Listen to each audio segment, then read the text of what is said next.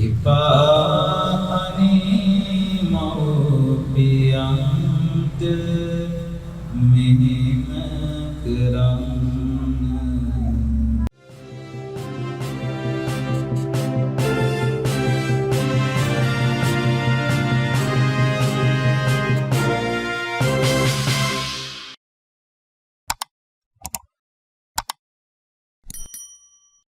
අද දින ශ්‍රී බෝධිපාද පාරාම විහාරස්ථානයේ ගරු ස්වාමින් වහන්සේගේ අනුශාසනා සහ උපදෙස් පරිදි ශ්‍රී රේවත දහම් පාසලේ ආචාර්ය මණ්ඩලය දෙමාපියන් සහ දුවදරුවන් එකතුව සමාජයට දෙහැමි පණිවිඩයක් එකතු කිරීමට අද දින මාපිය වන්දනා වැඩසටහනක් සූදානම් කළා. බුදු දම පවතින දේශය කොහිද කියන්න ඉපාහනි මෞපියන්ට මෙහෙම කරන්න.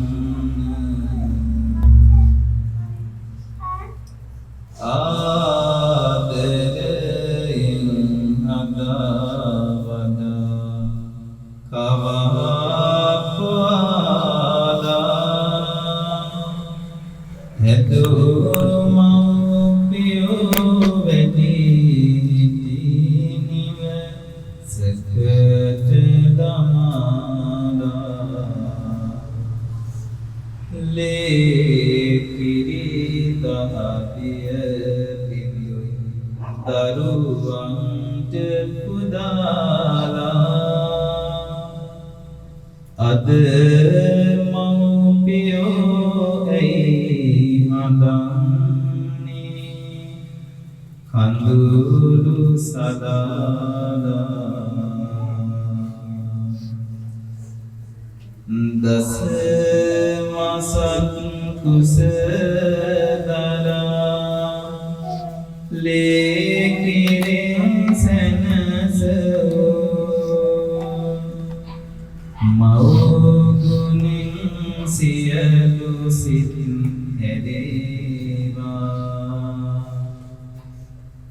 දහදියෙන් බිමතෙමා රැදවල් වෙහෙසවෝ පියගුණින් දිවිය සරු කිරීවා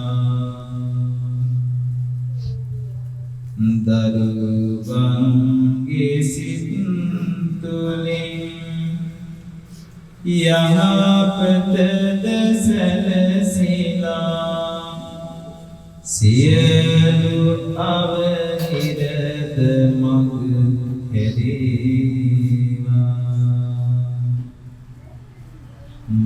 මව්පියන් දැන හැඳින කළ ගුණෙන් සපිරිවි මුළු ලොවම සෙනෙහසින් පිරේවා මුළු ලොවම සෙනෙහසින් පිරේවා මුළු ලොවම සෙනෙහසින් පිරේවා.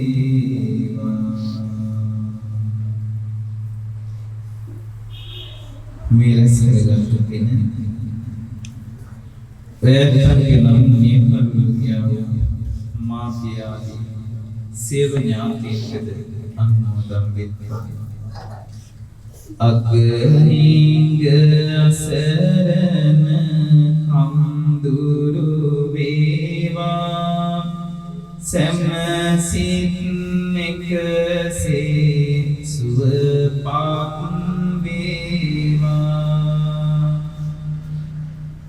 අප කළ පින් අනුමෝදන් වේවා දෙව් බඹ මිනිසුන් නිවන් දකීවා. දවසේ මව්පිය වන්දනාවක් අපේ ශ්‍රී රේවත දහම් පාසලේ ආචාර්ය මණ්ඩලයේ සිද්ධ කළා. ඉතින් ඇත්තටම මේ වාර්ෂික සැලැස්ම මම තමයි සකස් කරලා අපේ ප්‍රධානාචාර්යතුමාට දුන්නේ මේ විදිහට වාර්ෂිකව සැලසුමකට අපි මේ දහම් පාසලේ වැඩ ටික කරගෙන යමු කියලා. අර සංකීර්ණ සමාජ පසුබිමක් තුළ දෙමාපියෝ දරුවන් සහ ඒ ඔක්කොම එක එක දිශාවලට ගමන් කරන අවස්ථාවක තමයි අපි ජීවත් වෙන්නේ. දෙමාපියන් සහ දරුවන් අතර තියෙන සම්බන්ධතාවය ඈත් වෙලා තියෙන පරිසරයක් තුළ අර මූලික හරපද්ධතියක් තමයි මේ සමාජයක යහපැවැත්මට හේතු වෙන මේ දෙමාපියන් හා තියෙන දරුවන්ගේ සම්බන්ධතාවය. ඒක අඩුවෙන් මේ සමාජය මේ යහපත්තට සංවර්ධනය වෙන්නේ නැහැ. ඒක කඩා වැටෙන සමාජ පසුබිමක් තමයි නිර්මාණය වෙන්නේ. ඉතින් ඒකට මේ වගේ අවස්ථා ඇති වෙන්න ඕනේ අපිට බුදුදහම තුළ හික්මිච්ච જાතියක් විදියට මේ අම්මා තාත්තා වැඩිහිටියන් ගරු කිරීම මේ ආසියාතික රටවල් වල විශේෂයෙන් ලංකාවට උරුම වෙච්ච ශ්‍රේෂ්ඨ සංස්කෘතියක්. සමහර රටවල් වලනේ මේ යාළුවන්ට වගේ දෙමාපියන්ට සලකන්නේ. මේ ඒ වගේ ඒක සාමාන්‍යයෙන් එහෙම වෙන්න ඕනේ කියන සාමාන්‍ය අදහස් තියෙන ඇති අය ඉන්න පුළුවන්. හැබැයි මේ දෙමාපියන්ට මේ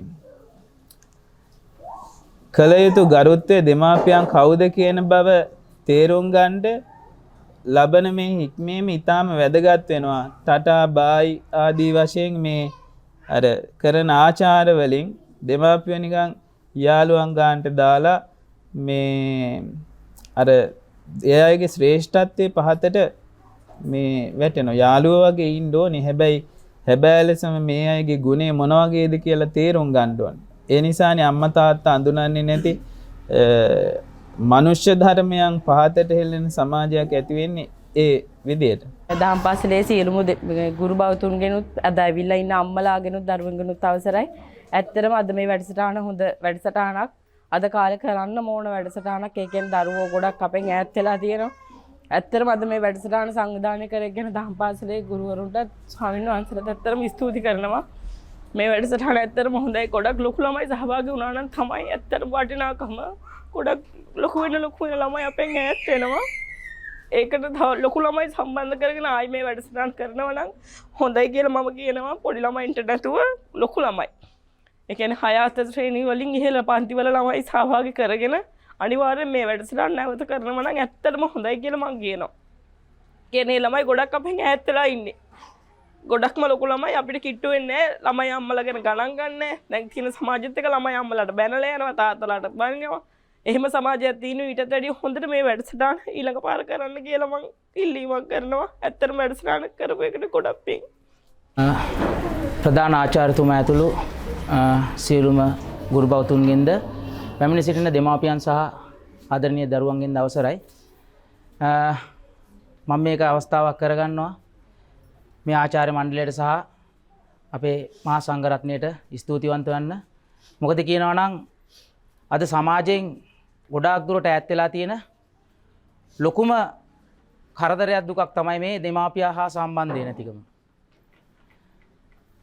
දරුවෝ කියන්නේ ඒ කට්ටියට අවශ්‍ය කරන දේ ඒ කට්ටියට හිතන මොහොතේ ඒ කට්ටිය කරන දෙයක්.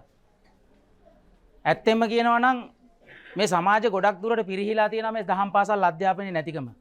අද හරි දුකක් දැනෙනවා මෙතනට දැක්කහම මේ දහම් පාසලේ ඉන්න දරුවෝ පිරිස දැක්කහම. ඉතින් මේ වගේ වැඩසටහනක් මේ ආකාරයෙන් හරි කිරීම සම්බන්ධව මේ දහම් පාසලේ ස්වාමීන් වහන්සේලා ඇතුළු ආචාර්ය මණ්ඩලයට ඉසනම ආචාර කරන්න ඕන. මෙතන නැති දෙමාපියොත් හරි ලැජ්ජා වෙන්න ඕන. මේ ගමේ මෙච්චර ලොකු පන්සලක්, මෙච්චර ලොකු දායකයෝ, මෙච්චර ලොකු ගුරු මණ්ඩලයක් ඉන්නේ නැද්දි මේකට දායකත්වයක් දක්වපු නැති එක ගැන. ඇත්තටම මම කලකිරෙනවා. මොකද මේ වගේ වැඩසටහනකදී අර දුරස් වෙන්න තියෙන මේ දරුවෝ සුළු වෙලාවකට හරි ලං වෙනවා. ඒක හදවතට දැනෙනවා පියෙක් හැටියට මට. මට හිටපු ගමන් මගේ දරුවෝ දුරස් වෙන වෙලාවල් තියෙනවා. ඉතින් ඒ වෙලාවේදී මේ වගේ වැඩසටහනකදී හරි ළඟට දැනෙනවා. මේකට ප්‍රධාන හේතුව අපේ ළමයින්ගේ හරි ආකල්ප නැහැ, හරි විනයක් නැහැ. ඒකට දෙමව්පියෝ වගේ කියන්න ඕන මූලිකම දෙමව්පියෝ අනිවාර්යෙන් වගකිය යුතුයි මේ දරුවන්ගේ ආකල්ප නැති මේ විනයක් නැතිකමට. මේ කරපු වැඩසටහන් නිතර නිතර කරන්න ඕන. අර ඉස්සෙල්ලා අම්මා කිව්වා වගේ පොඩි මයිට නෙමේ 6 වසරෙන් ඉහළ ලොකු ළමයින්ට බලෙන් හරි කරන්න ඕන. මගේ මතය ඒකයි. මෙව නිතර කරන්න ඕන. නිතර කරන්න ඕන. එතකොට තමයි ළමයින්ගේ මනසට නිතර කරනකොට ඒ ළමයින්ගේ මනසට හැමතිස්සෙම මේක කාවදිනවා. එතකොට අපි 10 පාරක් කරත් එක පාරක් හරි ළමයාගේ හිතට මනසට මේක වදිනවා. මේ වැඩසටහන් අනිවාර්යයෙන්ම හැම ගමකම හැම පන්සලකම හැම පාසලකම විය යුතු දේවල් තමයි. මේ පන්සලේ මේ කරපු එකට මම නම් ස්තුතිවන්ත වෙනවා. නැවත මං කියන්නේ නැවතත් මේ දේවල් කරන්න කියලා.